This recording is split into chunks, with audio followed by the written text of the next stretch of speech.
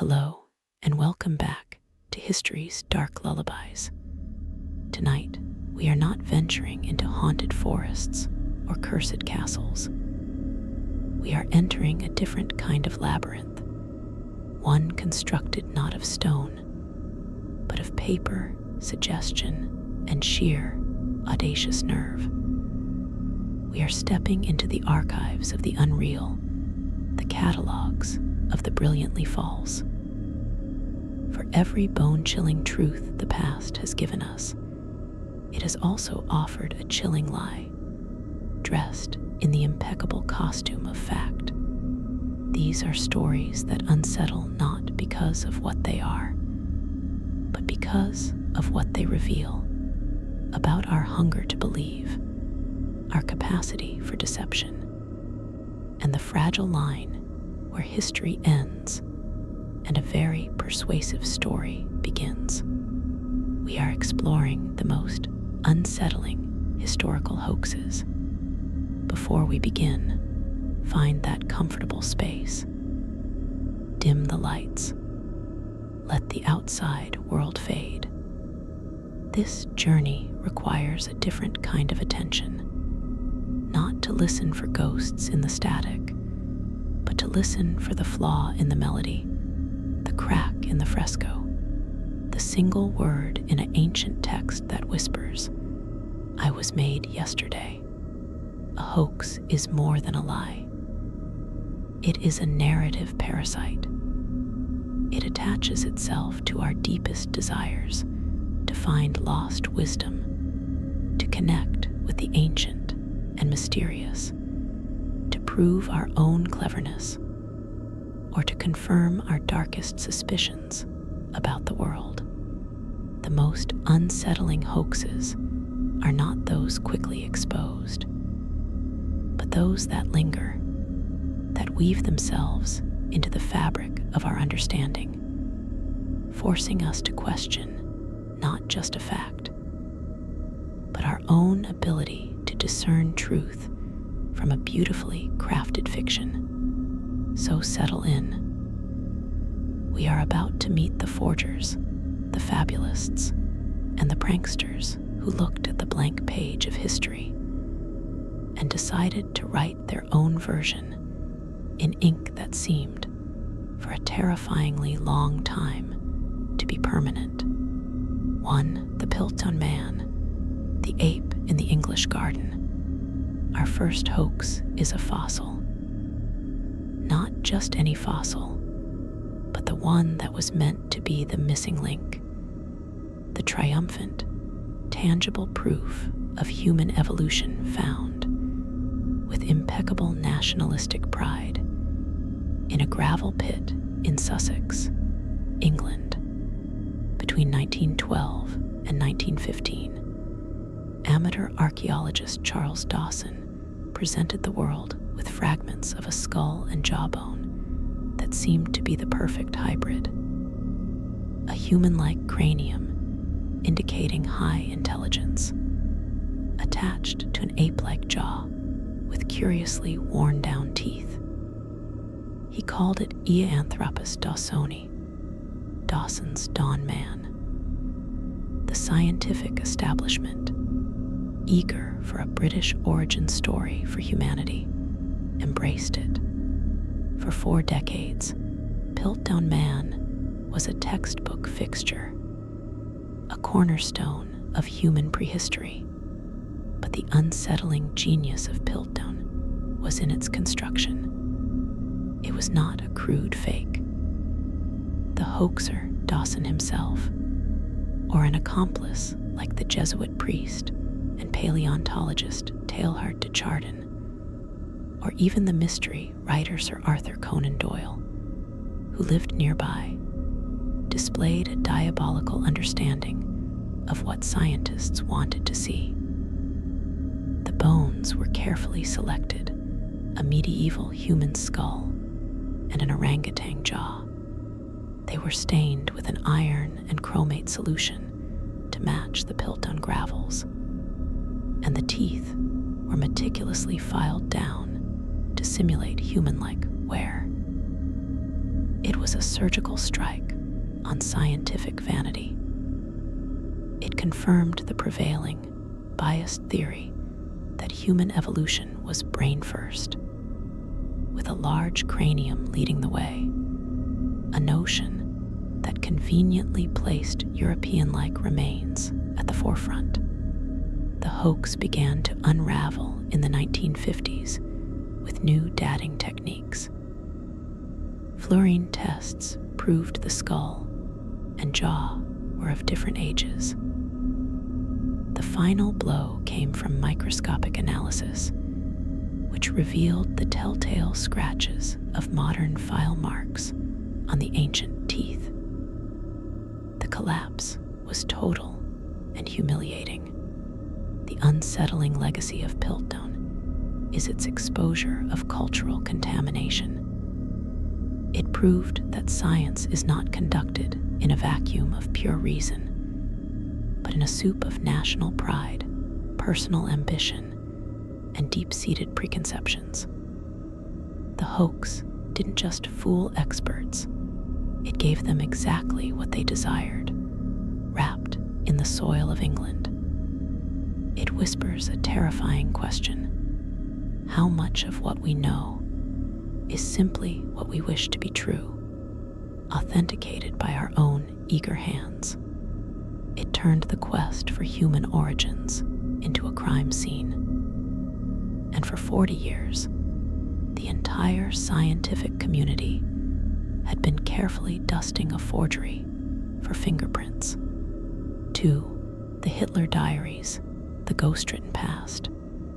In April 1983, the German news magazine Stern held a press conference that sent a seismic shock through the world of history.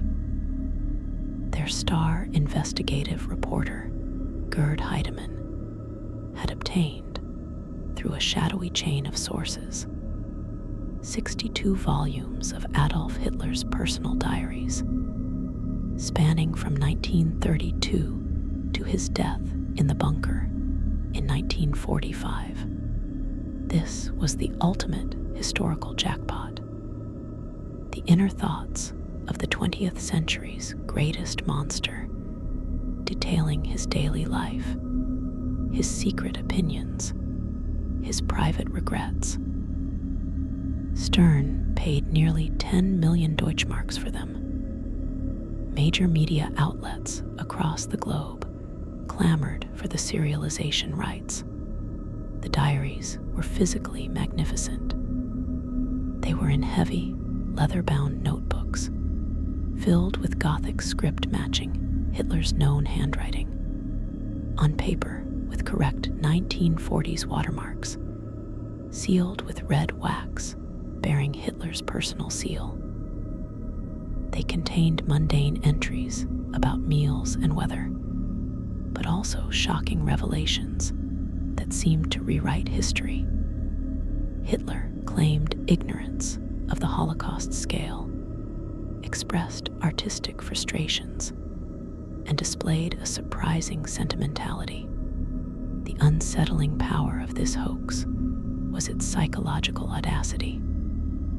The forger, a small-time Stuttgart conman named Konrad Kujau, understood that the desire to get inside Hitler's head was an almost pathological obsession. He didn't just forge documents, he forged a personality. He fed the world's hunger for a human Hitler, a monster with a diary, with grocery lists and headaches.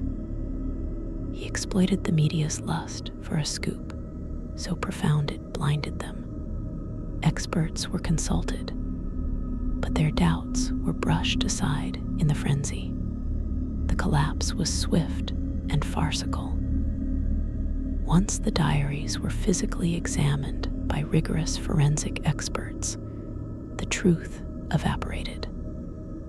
The binding glue was modern. The thread contained polyester, invented after the war. The handwriting, while superficially similar, was a slavish copy that missed Hitler's unique fluidity. But the most damning evidence was historical. An entry described the crash of a plane that hadn't happened yet, and the diaries referenced events in a sequence that real documents proved impossible. The hoax's unsettling residue is the realization of how history is commodified. The Hitler diaries were a product manufactured to meet a market demand for Nazi sensationalism.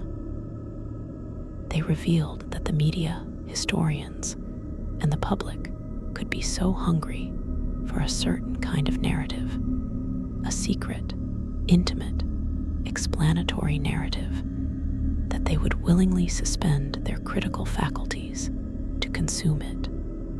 It was a con that worked because the world was desperate to buy what Kujau was selling. Not just paper and ink, but a shortcut to understanding the incomprehensible. 3. The protocols of the elders of Zion, the blueprint of a conspiracy. We now move from a hoax that fooled scientists and journalists to one that poisoned the world. The protocols of the learned elders of Zion is not unsettling for its craftsmanship. It is poorly written, plagiarized, and logically incoherent, but for its unimaginable, metastasizing endurance, fabricated by the Russian secret police, the Okhrana.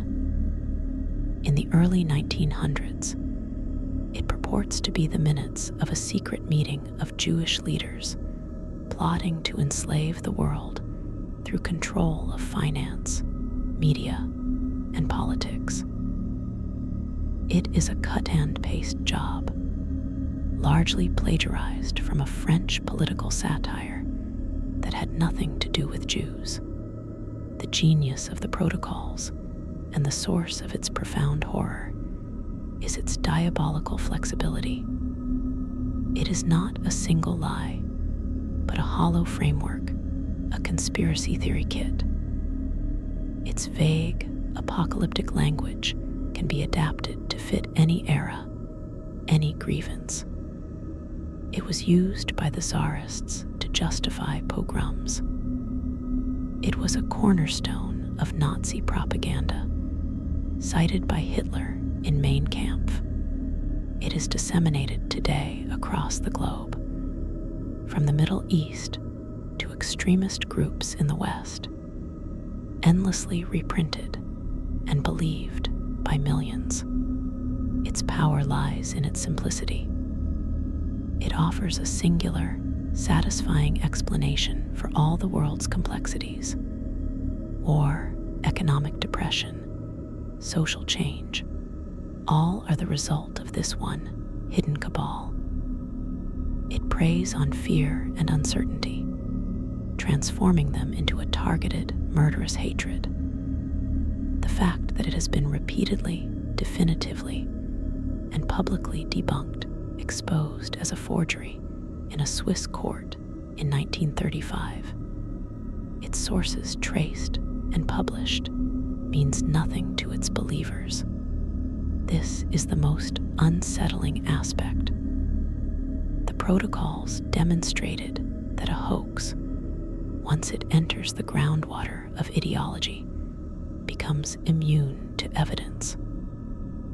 It is a zombie text, endlessly resurrecting itself to serve new eras of paranoia. This hoax unsettles because it is a weapon of mass persuasion. It shows that the most dangerous historical fiction is not the one that tricks experts for a few years, but the one that provides a durable, hateful myth for the masses.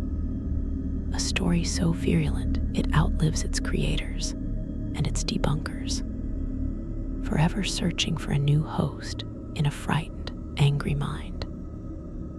It is the dark lullaby of modern anti-Semitism, a simple, evil melody that, once heard, some can never stop humming. 4. The Shakespearean forgery of William Henry Ireland, the bard's bastard child. In the late 18th century, a young man named William Henry Ireland stood before the most revered literary figure in the English-speaking world, a void. Little was known of William Shakespeare's personal life. His handwriting was a mystery, his private letters lost to time.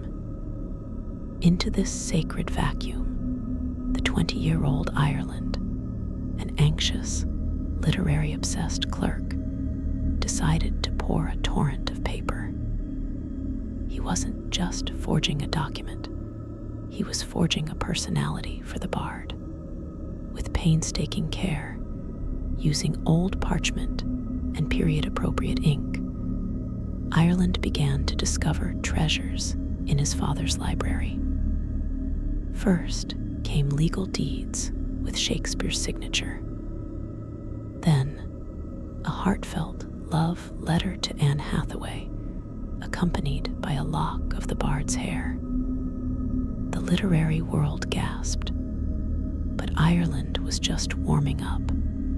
He produced a Protestant profession of faith to silence rumors of Shakespeare's Catholicism. And then, the crown jewel, a lost Shakespearean play, Vortigern and Rowena. The unsettling brilliance of Ireland's hoax was its emotional calibration. He gave the scholars and public exactly the Shakespeare they yearned for, a pious, romantic, upstanding family man whose newly discovered play fit neatly into the perceived chronology of his works.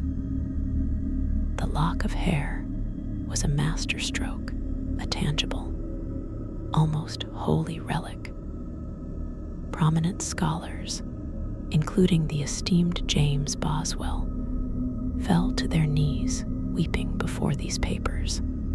The famed actor John Philip Kemble agreed to stage Vortigern at the Drury Lane Theatre. The unraveling began on opening night, April 2, 1796. The play was terrible, a turgid, melodramatic mess that bore no trace of Shakespeare's genius. The audience laughed, but the fatal flaw was in the forgeries themselves.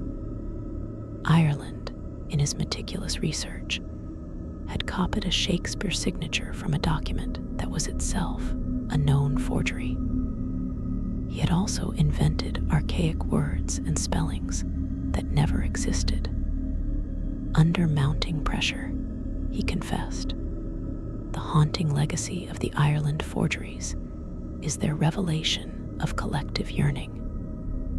Shakespeare was a secular saint, and Ireland became his false prophet, fabricating sacraments for a hungry congregation.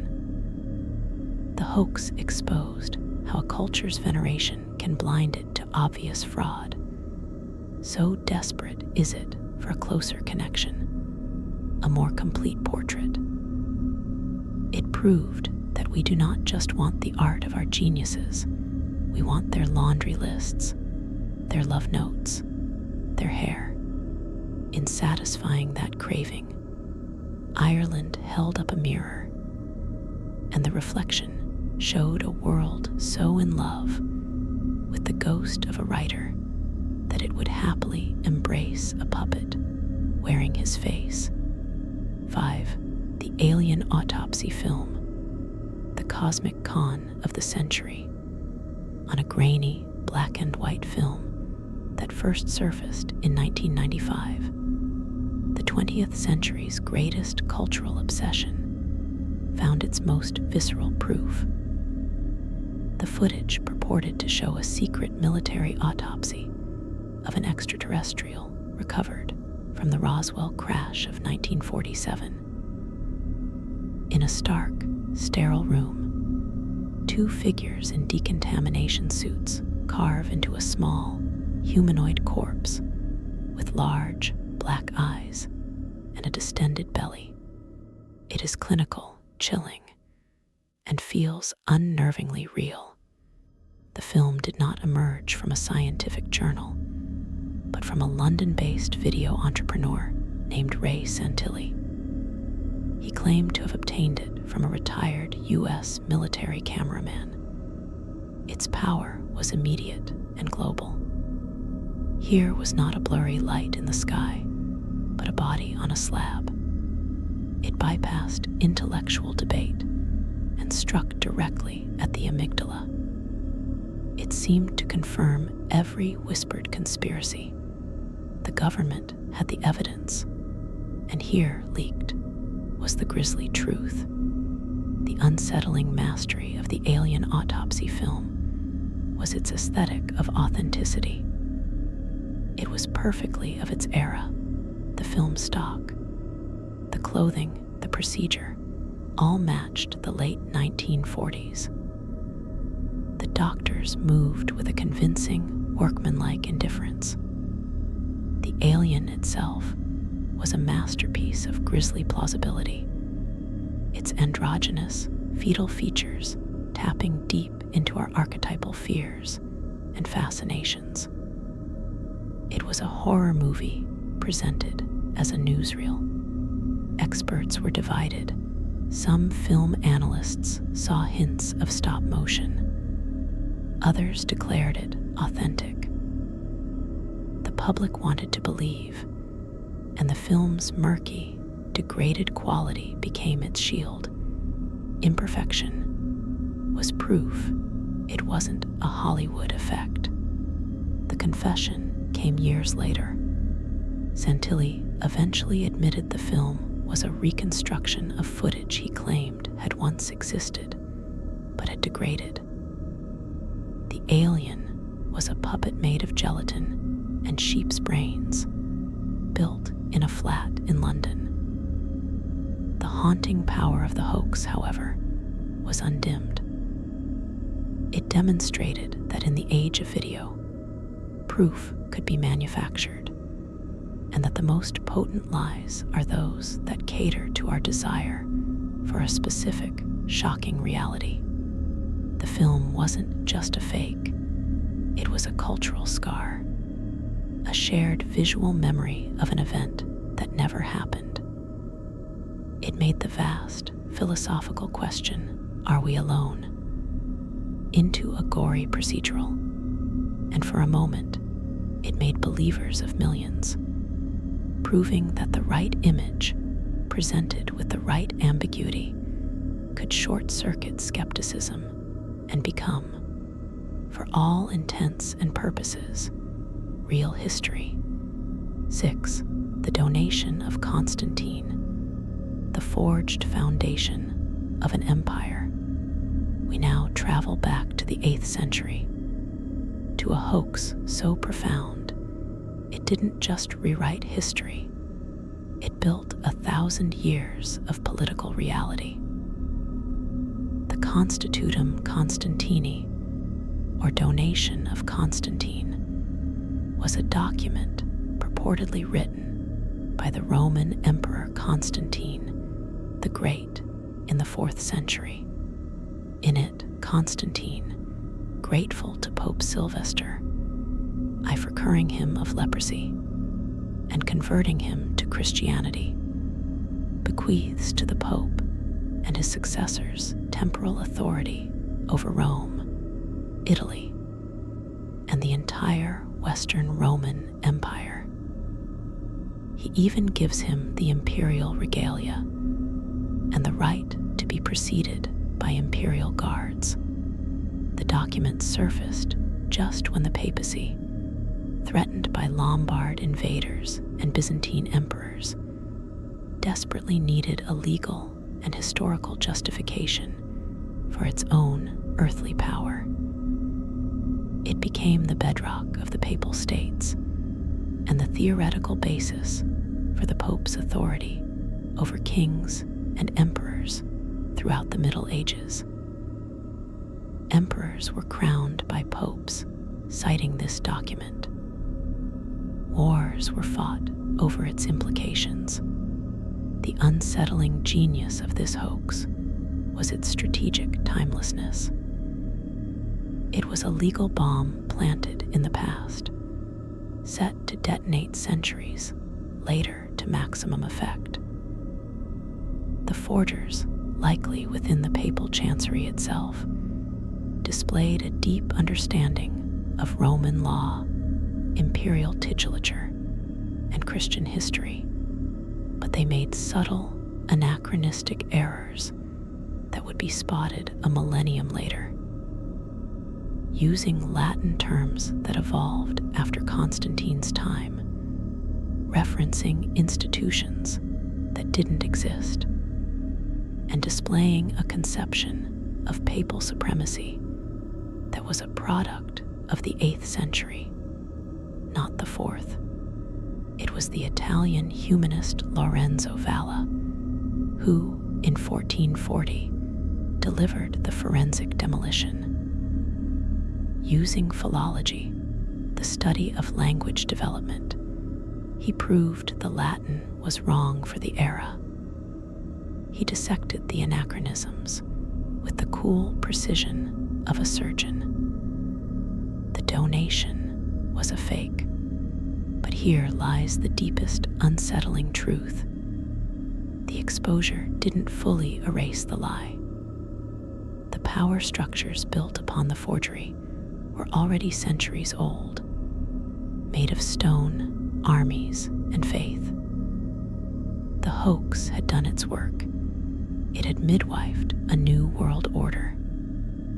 The donation of Constantine stands as the ultimate testament to the power of a well-placed historical lie. It shows that a forgery can be more potent than any truth if it arrives at the right moment, fills a crucial void of authority, and is embraced by an institution with the will and the power to make it real. It is a haunting reminder that the map of our world, its borders, its hierarchies, its very centers of power, can sometimes be drawn with a forger's pen, and that ink, once dry and sanctified by time, can be harder to erase than blood. 7. The Cardiff Giant, the petrifaction of American faith. In October 1869, on a farm in Cardiff, New York, workers digging a well-struck stone. What they unearthed was a sensation. A 10-foot-tall, exquisitely detailed figure of a petrified man, his face frozen in what seemed a quiet agony. This was no crude statue. It showed pores in the skin, muscles under strain, tendons in the neck. It was, proclaimed its exhibitors, and a thrilled public, a fossilized biblical giant, proof positive of the literal truth of Genesis. There were giants in the earth in those days. The giant was the brainchild of a New York tobacconist and atheist named George Hull. Annoyed by the fervent biblical literalism of a revivalist preacher, Hull decided to craft the ultimate argument. He commissioned a block of gypsum from Iowa, had it secretly shipped to Chicago, and hired a German stonecutter to carve the figure, using acids and needles to simulate pores and grain. It was then stained with ink and aged before being buried on his cousin's farm. The discovery was perfectly timed for an America riven by the debate between Darwinism and creationism. The unsettling power of the Cardiff Giant was not its craftsmanship, but its perfect capture of a cultural moment. It was a Rorschach test in stone. Scientists from Yale and elsewhere immediately declared it a fraud, a most decided humbug. But the public didn't want science. They wanted confirmation. Ministers hailed it as God's own evidence. Thousands paid to see it, reaching out to touch the cold, petrified skin of a myth. P.T. Barnum, the master of humbug, offered to buy it. When refused, he simply built his own copy and claimed his was the real one, adding a layer of meta-fraud that perfectly encapsulated the era. The hoax succeeded because it offered tactile theology. In an age of increasing doubt and scientific upheaval, here was something you could see, touch, and measure, a tangible anchor for fatting faith. It revealed that the desire to believe in the miraculous could overwhelm all critical judgment. The giant was a mirror held up to America's soul, and the reflection showed a populace hungry for wonders, willing to pay hard cash to suspend their disbelief before a block of carved gypsum. It was the Stone Age of American hoaxing, proving that the right lie, carved in the right stone, could become, for a fleeting moment, a national idol. 8. The Bosnian Pyramid Complex, the mountain that became a civilization. In 2005, businessman and self-proclaimed archaeologist Sam Osmanagic looked at the Visacica Hill near the town of Visoko in Bosnia and Herzegovina and saw not a hill, but the largest pyramid on Earth. He proclaimed it the Pyramid of the Sun, part of a vast 12,000-year-old complex built by a lost, advanced civilization. This was not a hidden artifact. It was an entire landscape reimagined. He claimed the nearby hills were the pyramids of the moon and the dragon, all connected by a network of underground tunnels. The unsettling genius of the Bosnian pyramid hoax is its sheer geological scale. Osmanagic didn't forge documents, he forged a mountain. He weaponized the natural, angular geometry of certain hillsides, the presence of conglomerate rock that can fracture into flat slabs, and the universal human tendency to see patterns. He mobilized volunteers, secured government funding, and created a tourist industry. He spoke of energy beams emanating from the peaks and hidden ceramic megablocks beneath the soil. The scientific community unanimously and vehemently rejected the claims. Geologists explained the hills were natural formations, common in the region. Archaeologists pointed out the complete absence of cultural artifacts, tools, or habitation evidence. But the hoax thrived because it offered a potent, intoxicating narrative, a secret, glorious history for a region scarred by the brutal, modern tragedy of the Bosnian War. It promised international attention, tourist revenue, and a sense of pride rooted not in recent pain, but in imagined ancient grandeur. This hoax is unsettling because it demonstrates the power of a persistent, attractive fiction over established, complex truth. It created a parallel archaeological reality with its own rules, its own experts, often self-appointed, and its own devoted followers. It showed how a charismatic individual, by relabeling the very topography, could forge a national identity based on a fantasy, and how that fantasy could become economically and emotionally real for thousands, despite being built on a foundation of pure geological fact. The hills remain, but they are now permanently haunted by the ghost of a civilization that never was, a phantom history clinging to the slopes, whispering a more appealing past to those who wish to hear it. 9. The Sokol Affair, the Emperor's New Jargon. In 1996, physicist Alan Sokol performed a unique and devastating kind of hoax. He didn't forge an artifact or a document. He forged intellectual discourse. He wrote a paper titled Transgressing the Boundaries towards a transformative hermeneutics of quantum gravity, and submitted it to the prestigious cultural studies journal Social Text. The paper was a glorious, impenetrable word salad, arguing that quantum gravity was a social and linguistic construct, laden with postmodern buzzwords, fawning citations of fashionable theorists, and utter scientific nonsense dressed in the most opaque academic prose.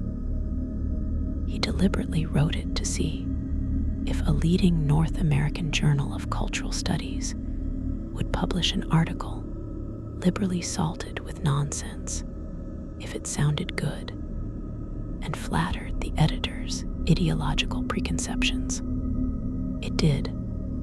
The paper was accepted and published in a special issue on the Science Wars. Sokol then revealed his hoax in another journal, declaring his paper was a pastiche of left-wing cant, fawning references, grandiose quotations, and outright nonsense. The unsettling brilliance of the Sokol Affair was its surgical strike on intellectual vanity. It was a hoax that targeted not the ignorant, but the hyperliterate elite. It exposed a cult of obscurantism within certain humanities fields, where dense, fashionable jargon was valued over clarity and coherence, and where ideological alignment could trump basic scholarly rigor. The hoax demonstrated that in these circles, meaning could be secondary to performance, the performance of radical critique, of interdisciplinary mastery, of being on the cutting, incomprehensible edge. Its legacy is a deep, lingering suspicion. It forced a painful self-reckoning in academia. It asked, how much of what is published in the name of high theory is simply empty, pretentious gibberish, protected by a wall of jargon and a culture of peer approval that values transgression over truth? The Sokol Affair didn't just fool editors. It held up a mirror to an entire intellectual ecosystem and showed it was wearing no clothes, only a very impressive-looking vocabulary. It remains the ultimate philosophical prank, a ghost paper that continues to haunt the halls of theory, a reminder that the most sophisticated lies are sometimes written in the most academically impeccable prose, and that the desire to appear profound can be the easiest weakness to exploit. The protocols of the elders of Zion, the genocidal forgery. If a hoax can be said to have a body count, this is its grim monument. Emerging in the early 20th century, but claiming to be the minutes of a late 19th century secret meeting, the protocols of the elders of Zion purports to be a Jewish plan for global domination. It details a conspiracy to control the press, manipulate economies, destroy national identities, and subvert morals, a blueprint for sowing chaos in order to seize control. Its pages are a paranoid fever dream of absolute control. A tapestry woven from centuries-old anti-Semitic tropes, given the faux authority of a bureaucratic transcript. The unsettling, horrifying genius of the protocols is its plastic, adaptable emptiness. It is not a narrative, but a template for blame. Scholars quickly and repeatedly exposed it as a crude plagiarism, lifted largely from a French political satire that had nothing to do with Jews. Yet, this exposure was irrelevant. The hoax thrived because it offered a single, satanic explanation for every modern anxiety: industrialization, social upheaval, war, financial collapse. It translated the confusing, terrifying complexity of the modern world into a simple, hateful story with a clear villain. It was a key that fit every lock of prejudice. Its legacy is written in the blood of the 20th century. It was disseminated by the Russian Tsarist secret police, printed by Henry Ford in America, used by the Nazis as a central textbook for racial hatred, and remains in circulation today across the globe. The protocols demonstrate the ultimate catastrophic power of a historical hoax. It proves that a lie, if it is vile enough and simple enough, can become immortal because it serves a primal human need: the need to convert helplessness into hatred, to transmute fear into a target. It is not a document, but a pathogen for the mind, a ghostly script that has induced not sleep, but a waking nightmare of persecution and violence across generations. It is the haunting proof that the most dangerous thing one can forge is not a king's will or a saint's relic, but a license for genocide. The Hitler Diaries, humanizing the abyss. In the spring of 1983, the German news magazine Stern announced a discovery that stunned the world: 62 volumes of Adolf Hitler's personal diaries, miraculously recovered from a plane crash in East Germany.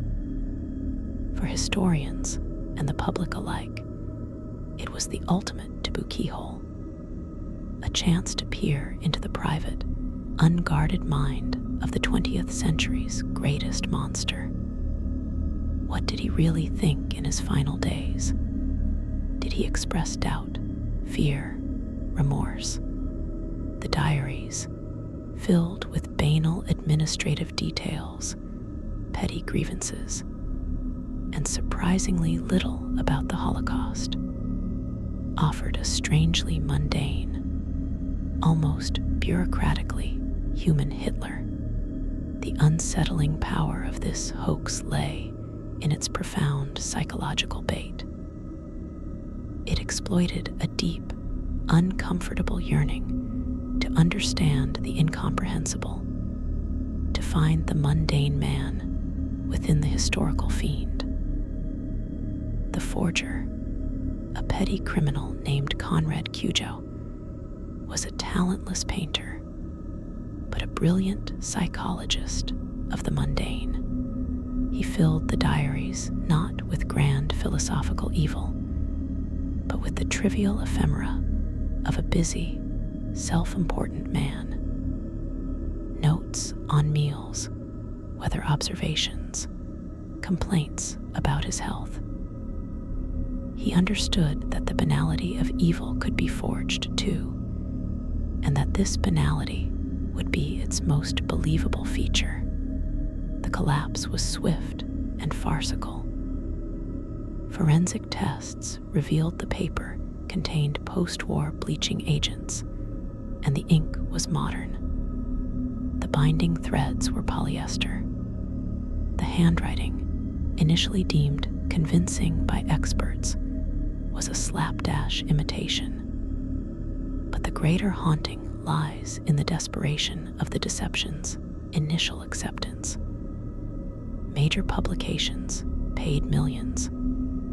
Historians like Hugh Trevor Roper initially authenticated them. This eagerness revealed a profound cultural need: the desire to domesticate the demon, to file Hitler away in a ledger of comprehensible human failings. The hoax showed that even for history's greatest monster, we harbor a secret hope for a private, humanizing diary, as if understanding his grocery lists could help us understand the gas chambers. It was a hoax that failed in weeks, but in its brief life, it held up a mirror to our own troubled need to make even the abyss feel knowable, and in doing so, exposed a terrifying vulnerability in our historical conscience. The Piltdown man, the ape in our ancestral closet. For 4 decades, from 1912 to 1953, a skull found in a gravel pit in Piltdown, England, sat at the heart of human paleontology. It presented a perfectly tailored ancestor for the British establishment.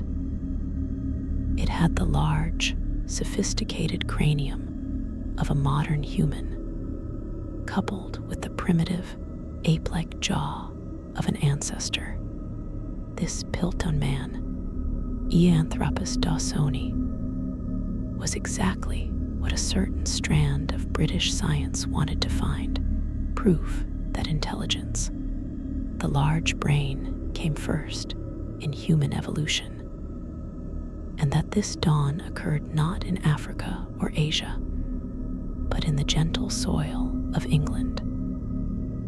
It was the ultimate patriotic fossil, the unsettling, slow-burning horror of Piltdown was its longevity and its targeted flattery.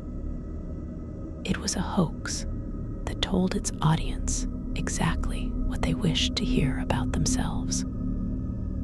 It confirmed biases about European intellectual superiority and provided a convenient, local alternative to the more primitive, authentically ancient hominins being found elsewhere. The forgery was crude: a medieval human skull, an orangutan jaw, filed down teeth, all stained with potassium dichromate and iron to mimic age. But its power was not in its craftsmanship. It was in its narrative perfection. Its exposure was a scientific exorcism. Advanced fluorine tests in 1953 proved the bones were modern, and microscopic examination revealed the file marks on the teeth. The ghost, however, had already done its work. For 40 years, it had distorted the entire field of paleoanthropology, causing scientists to misinterpret legitimate finds to fit the Piltdown model. It fossilized a wrong turn in human self-understanding. The haunting legacy of Piltdown is its lesson in the corrupting power of nationalistic and egotistical desire within science itself. It showed that the most vulnerable point in the search for truth is not a lack of evidence, but a surfeit of pride. The forger, still not definitively known, though amateur archaeologist Charles Dawson is the prime suspect, did not just plant bones in a pit.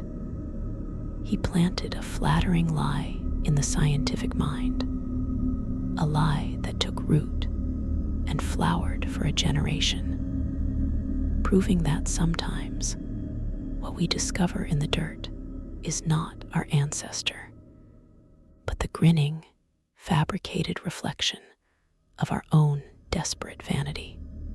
13. The Voynich manuscript, the Library of Babel's most beautiful ghost. In the rare book vaults of Yale University resides the most elegant, insoluble ghost in the history of hoaxes. Voynich manuscript is a codex of about 240 vellum pages, filled from edge to edge with an unknown script, flowing in a confident, cursive hand that writes a language no one on earth can read. Its pages are illustrated with exquisite, bizarre paintings, unknown plants with impossible phytology, nude women bathing in interconnected, green-tinted pools of liquid, astrological diagrams featuring unfamiliar constellations, and cellular-looking diagrams of staggering complexity. Carbon dated to the early 15th century, it is undeniably ancient. But is it a profound secret or a profound sham? The unsettling, timeless power of the Voynich is its beautiful, silent scream. It presents all the aesthetic trappings of meaning, the careful script, the systematic illustrations, the clear organizational structure, while withholding meaning itself. It is the ultimate locked room, and the lock has no keyhole. For centuries, the world's greatest cryptographers, from wartime codebreakers to modern algorithms, have battered against its walls and failed. The script shows statistical patterns consistent with a real language, yet it defies all decipherment. The haunting possibility, the true core of its legend, is that it may be an elaborate, meaningless fabrication, a nicheless book created for a wealthy patron obsessed with the occult, a luxurious testament to the power of pure, aesthetically convincing nonsense. This is the most unsettling interpretation, that its entire purpose is to simulate profound knowledge, to be a cabinet of cosmic curiosities with no origin and no answer. It offers the dizzying, terrifying notion that the past can hand us a sealed box, and we can never know if it contains a lost world or a master forger's joke on eternity. The Voynich does not ask to be believed. It asks to be haunted by. It is the siren's song of the unresolved, a lullaby of infinite mystery that lulls the rational mind into a permanent, beautiful waking dream of futile, glorious inquiry. 14. The Tartaria tablets, the birth of writing, or the birth of a fraud. In 1961, in a Neolithic grave in Romania, archaeologist Nicolae Vlasa made a discovery that threatened to overturn the cradle of civilization. Alongside 3 skeletons, he found 3 small, fired clay tablets. 2 were rectangular, 1 was disc-shaped, and upon them were inscribed symbols: a horned figure, a goat, a branch, and a series of abstract, linear marks. Vlasa proclaimed them to be the earliest known form of writing in the world, predating the Sumerian cuneiform of Mesopotamia by over 1,000 years. The implications were seismic. Perhaps writing was not born in the Fertile Crescent, but in the loam of old Europe. The unsettling genius of the Tartaria tablets hoax, if it is one, lies in its minimalist, foundational audacity.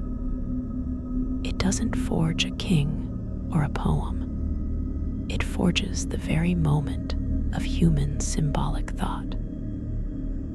The symbols are tantalizingly familiar, yet alien, simple enough to be primal, complex enough to suggest a system. They spoke to a powerful cultural and nationalistic desire to claim for the Balkans and for pre-Indo-European Old Europe a primordial cultural supremacy, to reposition a region often seen as peripheral into the very core of the human story. The controversy is a slow, cold war of academia. Skeptics point to the tablets' unique, anachronistic context, fired clay in a Neolithic culture that didn't practice pottery firing at that scale. Symbols found nowhere else in the vast Vinca culture from which they supposedly came. The excavation records were problematic. The tablets were found in a basket, separated from the bones, raising questions of stratigraphy. The haunting question that lingers is not fully resolved. Are they a breathtaking, paradigm-shattering truth, or a breathtaking, nationalist-infused forgery, planted to rewrite the deepest timeline of human ingenuity? They represent the ultimate historical seduction, the chance to hold the first of something in your hand. Whether real or fake, they have successfully injected a permanent, destabilizing doubt into the origins of writing, proving that the most potent hoaxes are those that target not an event, but a genesis. 15. The dossier's secrets and the Priory of Sion, the conspiracy that wove its own history. Most hoaxes react to an existing historical vacuum.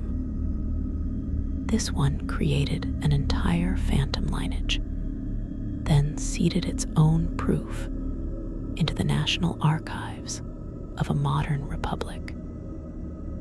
Beginning in the 1960s, a series of mysterious documents, the so-called dossier secrets, were discovered in the Bibliothèque Nationale de France in Paris. They purported to reveal the existence of the Priory of Sion, a secret society founded in the 11th century, tasked with guarding a terrifying secret: that the Merovingian dynasty of Frankish kings were the literal bloodline of Jesus Christ and Mary Magdalene, and that this lineage continued in secret to the present day. The dossiers listed Grand Masters of the Priory, a stunning roll call of geniuses including Leonardo da Vinci, Isaac Newton, Victor Hugo, and Claude Debussy.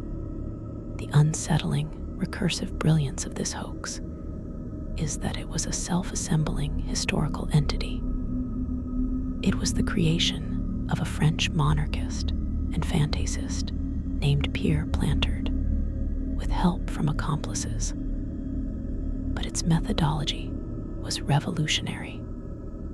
Plantard didn't just write a book. He fabricated primary source documents and physically placed them in one of the world's great libraries, where they would be found as authentic archival discoveries. He created a feedback loop of evidence, a secret society proved by documents, which were authenticated by their presence in the archives, which lent credence to the society. It was a ghost that built its own haunted house, brick by forged brick. The hoax's immortality was cemented when authors like Henry Lincoln, and later Dan Brown in the Da Vinci Code, used these planted facts as the bedrock for world best-selling narratives. The haunting legacy of the Priory of Sion is its demonstration of how a fiction, once injected into the credible ecosystem of archives and research, can become a self-sustaining historical organism. It feeds on the human desire for hidden patterns, for a secret history more romantic and significant than the messy, documented one. It proved that with enough patience and archival cunning, you could not just write a lie about the past, but you could actually weave it into the official fabric of the past, creating a phantom thread that millions would then pull on, unraveling not the truth, but their own capacity to believe in a truth that isn't spectacularly, mysteriously hidden. It is the meta-hoax, a deception about the process of history itself, and its echo is the sound of a billion pages turning, not to find a fact, but to follow a fiction's beautifully laid trail. 16. The Dulce base narratives, the underground cinema of the alien, in the arid mesas of northern New Mexico, near the town of Dulce. A story took root in the late 20th century that grew far beyond mere UFO lore. It began with the claims of a man named Paul Benowitz, an electronics contractor, who, after witnessing strange lights near the Manzano nuclear storage facilities, became convinced he was intercepting alien communications. From this paranoid seed blossomed a sprawling, dark mythos. Beneath the Archuleta Mesa, a joint secret government and extraterrestrial facility known as the Dulce Base stretched for miles. Here, it was said, treaties were signed with gray aliens. Here, nightmarish genetic experiments fused human and animal DNA in vast, multi-leveled laboratories. Here, a secret war was fought between government Black Ops teams and the alien inhabitants. The unsettling, viral genius of the Dulce base hoax is that it is not a single lie, but a collaborative, emergent fiction, a cinema of the mind built by many auteurs. It synthesized every Cold War anxiety, government secrecy, hidden technology, nuclear fear, and the ultimate outsider threat. It provided a tangible, topographic location for the abstract terror of the unknown. It wasn't just a story, it was an infrastructure. Whistleblowers and defectors, like Thomas Edwin Casello and Agent X, provided elaborate, technical blueprints of the base's 7 levels, complete with diagrams of holding pens and descriptions of terrifying hybrid creatures. The details were gruesomely specific, borrowing the sterile aesthetics of biomedical research and the claustrophobic horror of underground bunkers. The haunting power of this narrative is its complete indifference to material proof. No geological survey, no satellite image, no declassified document could kill it, because it existed in the ecosystem of paranoid belief, where disproof is merely evidence of a deeper, more successful cover-up. It demonstrated that a hoax, when it becomes a shared, immersive legend, can generate its own reality, a reality of books, conferences, documentaries, and pilgrimages to a nondescript mesa. It turned a landscape into a screen upon which generations could project their deepest fears of collaboration and corruption. The Dulce base is the ultimate haunted house, but the ghost is not a person. It is the entire horrifying possibility that our world has a basement, and in that basement, our worst sci-fi nightmares are calmly, bureaucratically true. It is a lullaby that sings not of sleep, but of a waking, shared paranoia so vivid it carves its own geography into the collective psyche. 17. The phantom time hypothesis, erasing 3 centuries from the sky. All historical hoaxes add something: a document, an artifact, a lineage, a base. But what of a hoax that proposes a monstrous, breathtaking subtraction? This is the brainchild of German historian Herbert Illig in the 1990s. The phantom time hypothesis posits that the years 614 AD to 911 AD simply did not happen, that nearly 3 centuries of the early Middle Ages are a fiction, inserted into the calendar by a conspiracy between the Holy Roman Emperor Otto III, Pope Sylvester II, and possibly the Byzantine Emperor Constantine VII. Their motives: to place Otto's reign in the symbolic millennial year 1000 AD, and to legitimize power by fabricating a longer, more continuous history. The unsettling, vertiginous genius of this idea is its sheer architectural scale. It doesn't tinker with events. It proposes that the scaffolding of time itself is false. Illig pointed to perceived architectural anachronisms, like the rapid spread of Romanesque architecture and gaps in archaeological records for the period. He argued that the Gregorian calendar correction in 1582 revealed an excess of days, pointing to invented centuries. The hypothesis suggests that figures like Charlemagne are largely fictional composites, a Starking, mythologized to fill the fabricated timeline. It is, by all mainstream historical, archaeological, astronomical, and dendrochronological evidence, utterly and completely wrong. Chinese, Islamic, and Byzantine records from the missing period are extensive and independently consistent. Tree-ring data and precisely dated astronomical events, like eclipses recorded globally, align perfectly with the conventional chronology. Yet the haunting, lingering power of the phantom time hypothesis is not in its truth, it has none, but in the profound epistemological disorientation it forces upon the listener. It is the ultimate skeptic's trapdoor.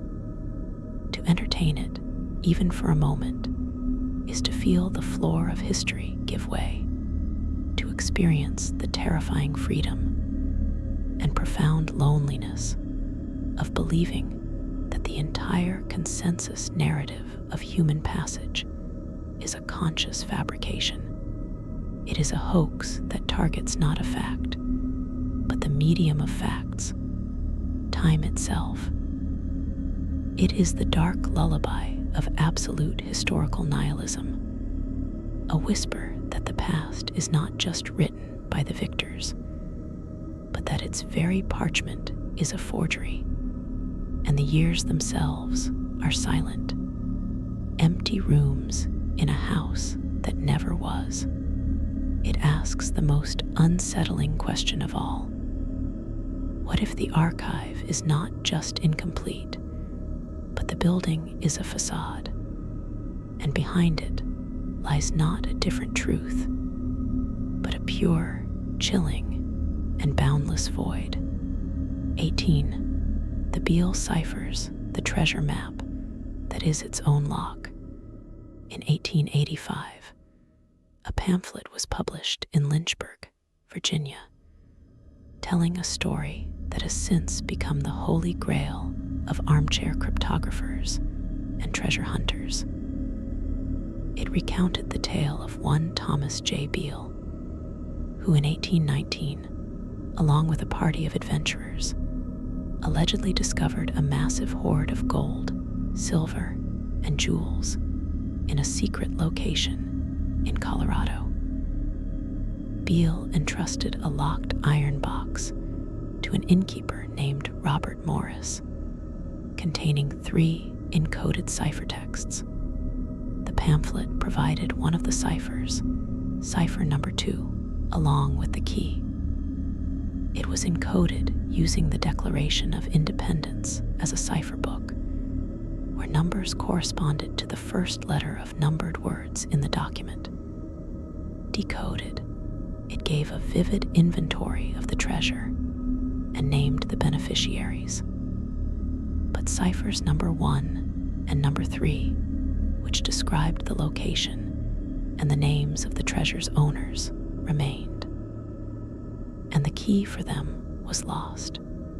The pamphlet author claimed to have given up and published everything, setting the treasure loose upon the world. The unsettling, recursive genius of the Beale cipher's hoax lies in its perfect, tantalizing incompleteness. It is a machine designed to generate infinite, futile labor. It provides just enough to prove its own potential reality. Cipher number 2 works flawlessly with a famous, publicly available document. This first taste of success is the bait. It proves the ciphers are legitimate codes, not gibberish. It grants the seeker a moment of glorious, tangible decipherment, holding the described treasure in their mind's eye. But then it slams the door. Ciphers number 1 and number 3 resist all known methods. They have become a cryptographic event horizon. The haunting power of this hoax is its indictment of the solving mind. It weaponizes hope and the human tendency to believe that a solvable puzzle must have a solution, and that a solution must point to a truth. It has consumed lifetimes of effort, inspired wild theories that the works of Shakespeare or the Bible are the key, and led to actual excavations and ruined fortunes. The most plausible explanation is that the entire thing is an elaborate late 19th century fabrication, a brilliant literary scam to sell pamphlets, where the treasure is the endless fascination itself. The Beale ciphers are the ultimate historical honey trap. They are a ghost chest buried in the pages of a book, and the treasure is not gold, but the seductive, maddening process of the search. They whisper that the greatest prize is just one more decipherment away, ensuring the seeker is forever digging in the dirt of their own obsession, in a location forever encrypted, for a hoard that likely exists only in the elegant, cruel mathematics of the ciphers themselves. It is a lullaby that sings of riches, but its true purpose is to lure the listener into an endless, looping dream of discovery from which there is no waking. 19. The lost cause mythology, the haunting of a nation's conscience. This is not a hoax penned by a single forger, but a cathedral of false memory built by an entire culture. Brick by heavy brick of omission, distortion, and wistful poetry. In the decades following the American Civil War, a concerted, pervasive narrative arose in the defeated South, later adopted by sympathetic factions nationwide.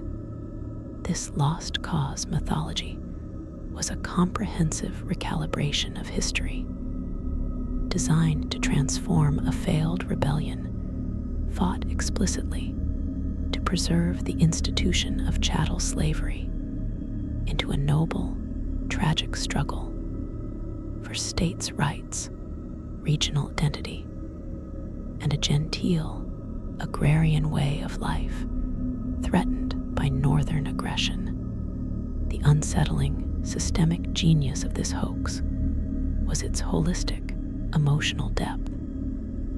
It didn't just alter facts, it forged an entire sentimental reality. It centered the figure of the happy slave, loyal and childlike, content in a benevolent paternalistic system. It recast slave owners as chivalrous aristocrats, defenders of a civilization. It erased slavery as the central, causal factor of secession, pointing instead to abstract constitutional principles. It elevated Robert E. Lee and Stonewall Jackson to the status of saintly, reluctant warriors of pure military genius, divorced from the cause they served. It framed the war's outcome not as a defeat for a morally bankrupt system, but as a lost cause, a tragic fall of a more honorable world before the crude, industrial might of the North. Its haunting power lies in its devastating success and longevity. This was a hoax woven into school textbooks, etched onto countless monuments, celebrated in film and literature, and passed down through generations as family and regional tradition. It created a powerful, alternative past that was more palatable, more romantic, and less morally taxing than the brutal truth. It allowed for a reconciliation between white North and South that was founded on the shared subjugation of Black Americans and the mutual agreement to forget the core atrocity of the conflict. The lost cause became the dominant national narrative of the war for nearly a century. The ghost it created is not a specter in a field, but a living, breathing poison in the American psyche. It is the ultimate historical gaslighting, a collective insistence that a nation look at a landscape of auction blocks, forced labor, and explicit declarations of racial supremacy, and see instead moonlight and magnolias. It demonstrates that the most potent and damaging hoax is not a single document, but a sustained cultural act of remembering wrongly. It is a lullaby sung to a nation, a soothing ballad of victimhood and valor that successfully, for generations, drowned out the screams, the cracks of whips, and the profound silence of a people denied their own story.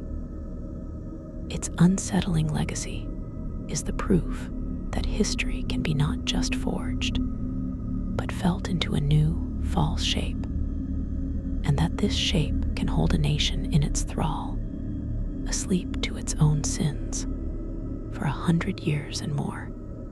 20. The Protocols of the Elders of Zion Redux, the Hypertextual Haunting, a case study in mimetic malware. We have already met the protocols as a genocidal scripture, but to understand its true, chilling nature in the 21st century, we must examine it not as a text, but as a protocol in the digital sense, a set of instructions for reality manipulation, that has achieved post-textual viral immortality. The original forgery is almost irrelevant now. It is the seed crystal for a self-assembling conspiracy universe. Its power lies in its perfect, empty architecture. It contains no specific names, no dates that cannot be updated, no technologies that cannot be swapped out. It speaks only of abstract mechanisms: control of banks, corruption of media, subversion of morals, destruction of nations. The unsettling contemporary horror of the protocols is its function as a dark API, an application programming interface for bigotry. Any modern anxiety can be plugged into its framework. The 2008 financial crash, proof of the elders' control of banks, pandemic responses, proof of their plan to subjugate populations through fear, social justice movements, proof of their deliberate destruction of social cohesion. The forgery itself is never cited. It doesn't need to be. Its logic has escaped the pages and become the default operating system for a global network of paranoia. Algorithms on social media platforms unknowingly execute its code, connecting users from anti-vaccine concerns to anti-globalist rhetoric to full-blown anti-Semitic canards in a seamless, automated flow. The hoax is no longer believed. It is performed. It is a self-updating, open-source narrative framework for making sense of a complex, frightening world by inserting a prefabricated, evil protagonist. Its haunting legacy is its demonstration that the ultimate victory of a historical lie is to cease being history and become infrastructure, to become the invisible, unquestioned logic by which new lies are effortlessly generated and disseminated long after the original forgers and their context have turned to dust. It is the ghost in the machine, but the ghost is the machine, and it is now manufacturing fresh phantoms on an industrial scale. 21. The Mandela effect as mass cultural gaslighting, the hoax of the remembered that never was. This is the most insidious and modern entry, a hoax that hijacks the very source material of personal experience, memory itself, and turns it into evidence of a conspiracy. The Mandela effect is the phenomenon where a large group of people collectively misremember a specific detail or event, often with eerie consistency. It is named for the widespread false memory of Nelson Mandela dying in prison in the 1980s, rather than in 2013. Other famous examples include the belief that the children's book series is called The Berenstain Bears. It is Berenstain. That the Monopoly man wears a monocle he does not. Or that Darth Vader says, "Luke, I am your father," he says. "No, I am your father." The unsettling metacognitive genius of the Mandela effect phenomenon, when framed as a hoax, is that the hoax is the explanation, not the memory. The core, factual reality, the correct spelling, the actual quote, is not the forgery. The forgery is the elaborate, science-fictional reason invented to explain the false memory. That these discrepancies are proof we are slipping between parallel universes, that our timeline has been altered by CERN's Large Hadron Collider, or that a powerful, shadowy group is secretly editing physical and digital reality. It is a hoax that uses a genuine, fascinating quirk of human neurology, the fallible, reconstructive nature of memory, as the compelling evidence for a preposterous conclusion. Its haunting power lies in its personal, psychological invasiveness. It doesn't ask you to trust an ancient document. It asks you to distrust your own mind, and then offers a fantastical solace for that distrust. The correct, mundane explanation that memories are fuzzy, that we conflate similar things, Berenstain/Berenstain, that pop culture misquotes become canon, is rejected as unsatisfying. The allure of the conspiracy is far more potent. It suggests our confusion is not a personal failing, but a cosmic symptom. It transforms a minor mental glitch into a sign that you are a sensitive traveler between realities. This is the ultimate postmodern hoax, one that forges a conspiracy theory about the nature of reality itself, using the raw material of our own imperfect recollections. It is a lullaby that sings a terrifyingly exciting story, that you are not misremembering, but that you are remembering a different world, a world that has been stolen from you. It offers the profound, paradoxical comfort of a grand, universe-shattering truth to explain why you thought a cartoon bear's name had an E. In doing so, it builds a chapel of profound significance on the foundation of a simple, shared mistake, proving that the most captivating prison for the mind is one where the walls are made of its own beautifully misinterpreted ghosts. 22. The Codex Seraphinianus, the encyclopedia of an impossible elsewhere, published in 1981 by Italian artist, architect, and industrial designer Luigi Serafini. The Codex Seraphinianus is not, in the traditional sense, a hoax. It makes no historical claims. It purports to document no lost civilization. And yet, it stands as perhaps the most profound and unsettling act of ontological forgery ever created.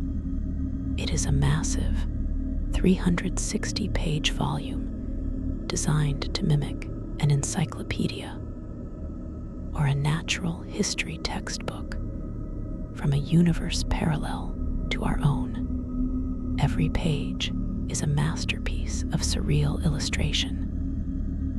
Plants that weave themselves into chairs and weep tears of light. Fish with human eyes, swimming through cities of liquid crystal.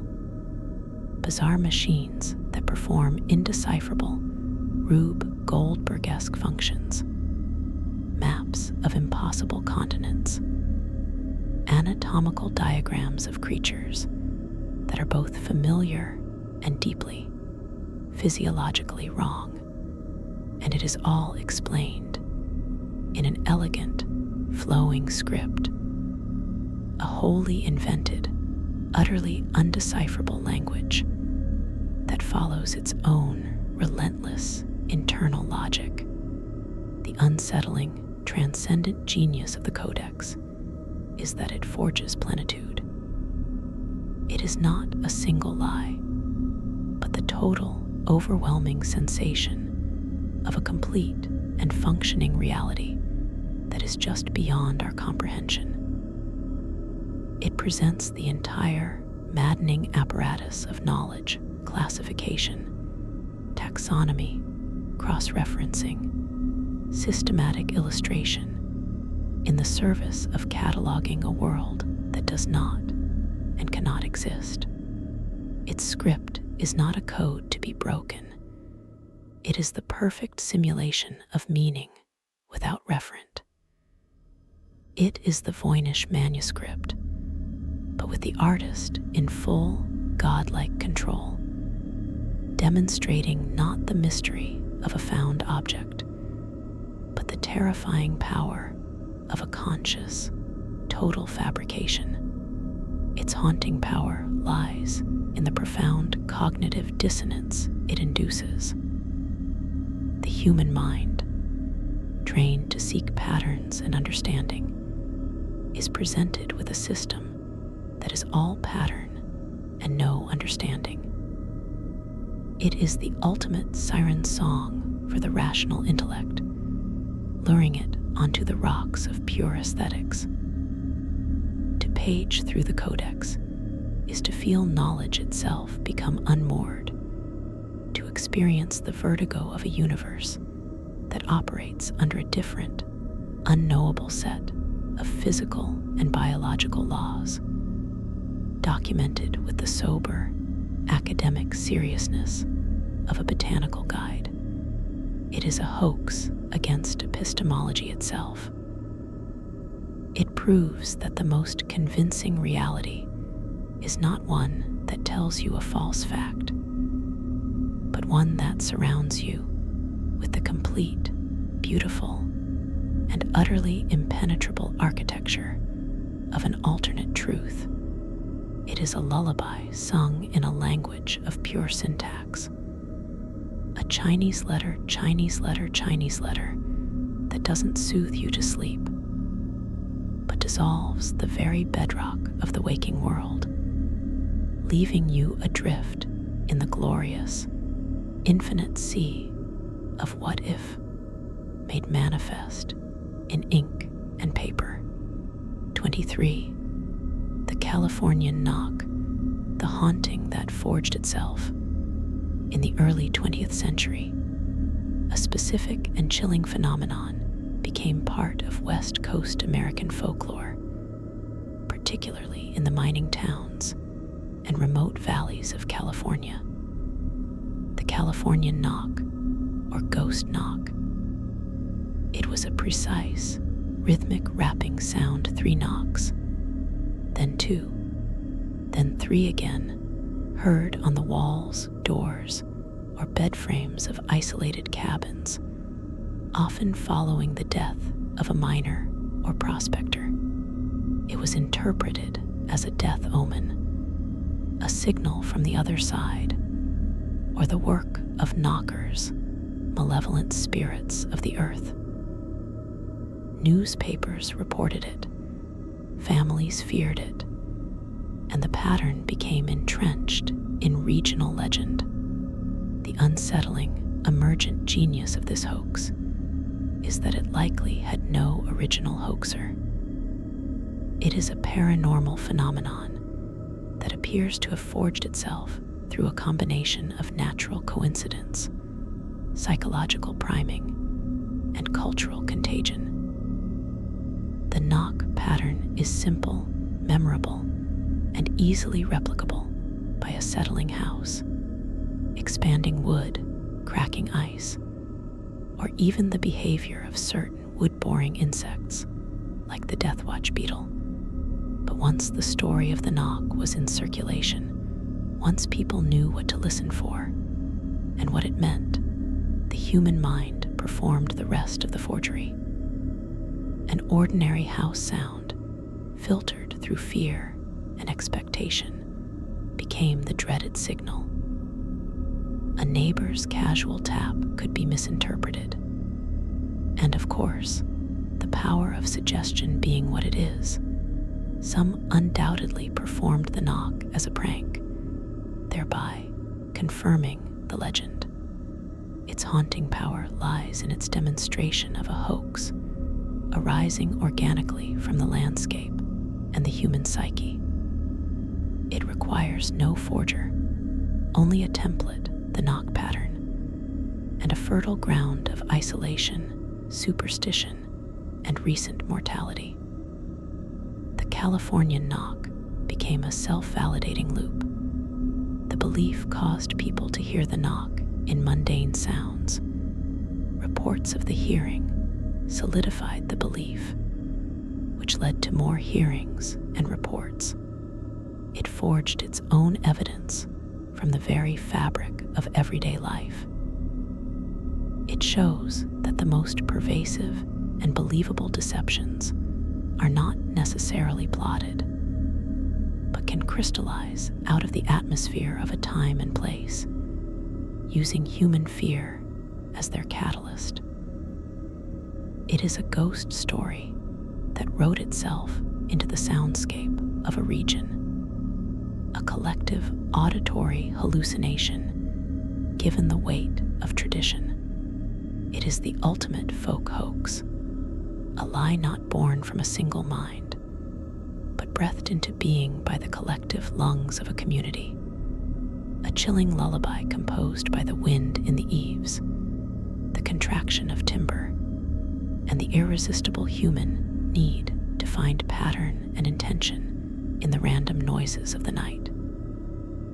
It proves that sometimes the most unsettling forgery is not of a document, but of an experience, and that we are all, at times, the unwitting accomplices in the haunting of our own homes. 24. The Hollow Earth and Agartha myths the world as a Russian doll of lies. The concept is deceptively simple, yet infinitely expansive. Our planet is not a solid sphere, but a hollow shell. Within it exists another world, lit by a central sun, home to ancient civilizations, lost lands like Hyperborea or the kingdom of Agartha, populated by advanced beings, sometimes the descendants of Atlantis, sometimes spiritual masters, sometimes extraterrestrials. This idea, floating on the fringes of mythology and pseudoscience for centuries, was crystallized into a modern historical hoax by figures like John Cleves, Sims Jr.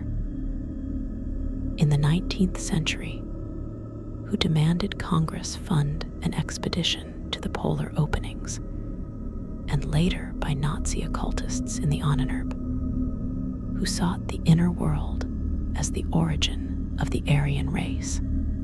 The unsettling cosmic genius of the Hollow Earth hoax is its literal interiority. It forges not an event on the surface of history, but an entirely separate history beneath the surface. It takes the unknown, the unexplored poles, the planet's deep crust, and fills it with a complete, mirrored reality. It is the ultimate act of geological forgery. It answers the human dread of emptiness, of a universe that is merely rock and void, by insisting that within every unknown space there is not more mystery, but a finished, often superior, world. The evidence is always just out of reach. Anomalous compass readings at the poles, vague reports from Arctic explorers, supposed messages from Agartha's rulers channeled by mystics.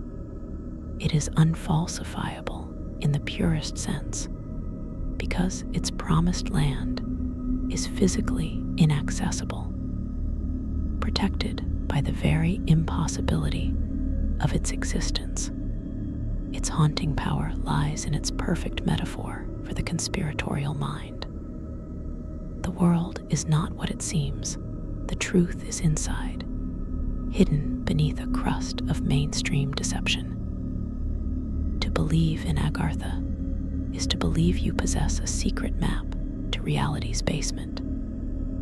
It transforms the entire earth into a vault, and the believer into a privileged keeper of the true, hidden blueprint. This hoax has launched expeditions, inspired religions, and fueled Nazi ideology.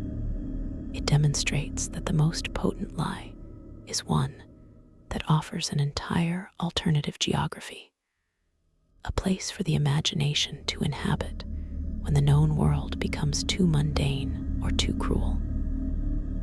It is a lullaby that sings of a sanctuary within, a perfect, secret world under our feet, a comforting lie that the planet itself is a protective eggshell, and we are not on the outside, exposed, but on the inside, forever on the verge of discovering the luminous inner chamber. 25. The miracle of the sun at Fatima, the mass hallucination as divine hoax. On October 13, 1917, in a field near Fatima, Portugal, a crowd estimated at 30,000 to 100,000 people gathered, many drawn by the prophecies of 3 shepherd children who claimed to have seen apparitions of the Virgin Mary.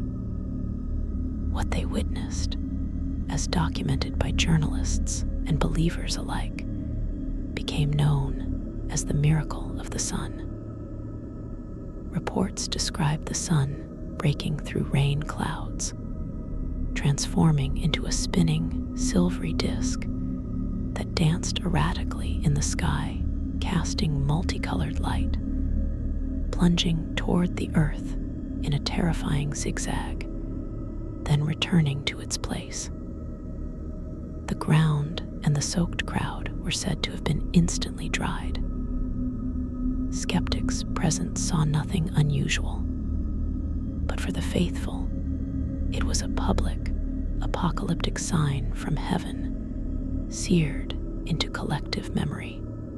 The unsettling, sublime power of Fatima lies in its status as a potential involuntary mass hoax, a deception perpetrated not by a person, but by the interaction of belief, expectation, physiology, and perhaps environment.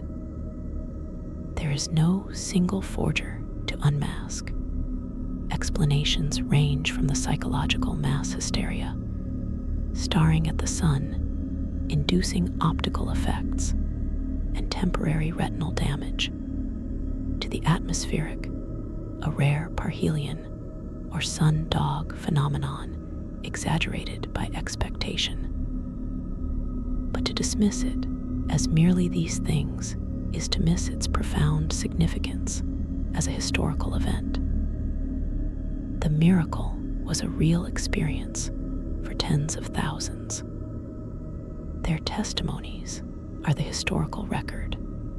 Its haunting legacy is its demonstration that reality itself can be forged in the crucible of collective witness. The hoax here, if there is one, is not a lie told, but a reality co-created by a massive group of people under a specific, intense set of conditions. It shows that history can record, with perfect sincerity, an event that did not happen in the objective, physical world, but that happened irrevocably in the phenomenological and historical world. Fatima became a cornerstone of 20th century Catholic devotion, a geopolitical symbol during the Cold War, and the ultimate proof for millions. It is the pinnacle of a hoax that achieves apotheosis. It ceases to be false because its consequences are so undeniably, historically real. It is the dark lullaby of faith itself, a song so powerful it can make the sun dance in the sky for 70,000 souls, proving that the most formidable forgery is not of a document or an artifact, but of a shared, sacred moment in time, etched not on paper, but directly onto the retina of history. And so, the lights in the archive dim, one by one. We have walked its endless corridors, from the forgery of a single signature to the forgery of the sun's very path in the heavens. We have seen lies carved in stone, written in ash, encoded in memory, and whispered into the void of space itself. History's dark lullabies are not mere falsehoods. They are the songs we sing to fill the silences we cannot bear, the silence of an unknown past, of a chaotic present, of a meaningless cosmos. They are the stories we craft to make monsters knowable, to make loss noble, to make random chance into purposeful design, to make our loneliness feel like membership in a secret, chosen few. Every hoax we have encountered is a fossilized imprint of a human hunger for connection, for importance, for order, for wonder, for blame. They are the negative image of our deepest needs. The forger is merely the one who first dares to give that hunger a name, a face, a document, a geography. Remember this as you drift. The past is not a solid country. It is a landscape of facts shrouded in the ever-shifting fog of story. And in that fog, shapes move. Some are the solid forms of what truly was. Others are the magnificent, terrifying, beautiful phantoms we have built because we needed them to be there. The archive is never closed. New lullabies are being composed even now, in the hum of servers, in the echoed chambers of belief, in the quiet desperation of a culture trying to make sense of itself. The only constant is the human voice, in the dark, telling itself a story. Let the rain outside the archive wash over you now. Let the sound of the real, indifferent, beautiful world, the world of simple things, of growing moss and falling water, be your final guide away from these haunted shelves. This has been history's dark lullabies. Thank you for listening. Now sleep.